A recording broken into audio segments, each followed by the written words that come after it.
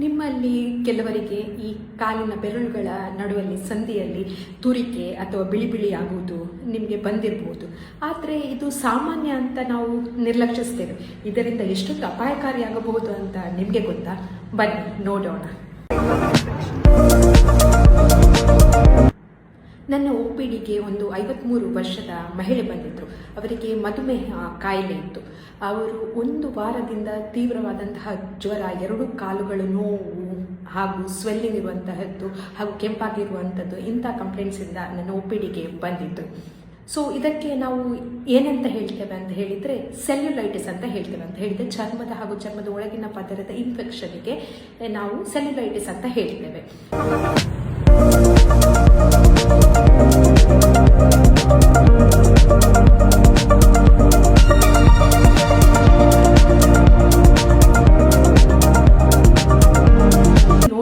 ಅವರ ಕಾಲಿನ ಸಂಧಿಯ ನಡುವಲ್ಲಿ ಬಿಳಿ ಬಿಳಿಯಾಗಿರುವುದು. ಸೊ ಹಾಗೂ ಅದು ತುರಿಕೆ ಇತ್ತು. ಇದು ಬಹಳ ಒಂದು 3 ತಿಂಗಳಿಂದ ಹೀಗೆ ಇತ್ತು. ಬಟ್ ಅವರು ಅದು ಸಾಮಾನ್ಯ ಅಂತ ನಿರ್ಲಕ್ಷಿಸಿದ್ರು.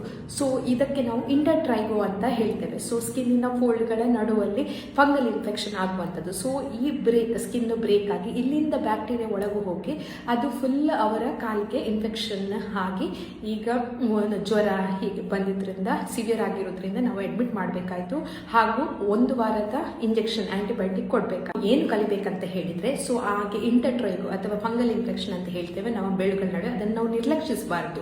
ಸೊ ಇದನ್ನು ತಡೆಗಟ್ಟಲು ಫಸ್ಟ್ ಆಗಿ ಏನು ಮಾಡಬೇಕಂತ ಹೇಳಿದ್ರೆ, ನಾವು ಸ್ನಾನ ಮಾಡುವಾಗ ಚೆನ್ನಾಗಿ ಆ ಬೆರಳುಗಳ ನಡುವೆ ಕ್ಲೀನ್ ಮಾಡಬೇಕು. ಆಮೇಲೆ ಕರೆಕ್ಟಾಗಿ ಅದನ್ನು ತೇವಾಂಶ ಇರದಾಗೆ ಡ್ರೈ ಮಾಡಬೇಕು. ಆಮೇಲೆ ಎಸ್ಪೆಷಲಿ ತುಂಬ ಬೊಜ್ಜುತನ ಇರುವವರು ಅಥವಾ ಡಯಾಬಿಟಿಸ್ ಇರುವವರು ಅಥವಾ ಇಮ್ಯುನಿಟಿ ಕಮ್ಮಿ ಇರುವವರು ಪ್ರತಿದಿನ ನಮ್ಮ ಕಾಲುಗಳನ್ನು ಪರೀಕ್ಷಿಸಬೇಕು. ಆ ಕಾಲುಗಳ ಬೆರಳುಗಳನ್ನು ಪರೀಕ್ಷಿಸಬೇಕು. ಏನಾದರೂ ತುರಿಕೆ ಹೀಗೆ ಬಿಳಿ ಬಿಳಿಯಾಗಿ ಕಂಡು ಬಂದರೆ ಇಮಿಡಿಯೇಟ್ಲಿ ನೀವು ನಿಮ್ಮ ಡಾಕ್ಟರ್ ಹತ್ರ ಹೋಗಿ ಅದಕ್ಕೆ ಬೇಕಾದಂತಹ ಔಷಧಿ ಆಂಟಿಫಂಗಲ್ ಕ್ರೀಮ್ಗಳನ್ನು ತೆಗೆದುಕೊಳ್ಬೇಕು. ಇದರಿಂದಾಗಿ ಈ ಸೆಲ್ಯುಲೈಟಿಸ್ ಆಗುವುದನ್ನು ನಾವು ತಡೆಯಬಹುದು.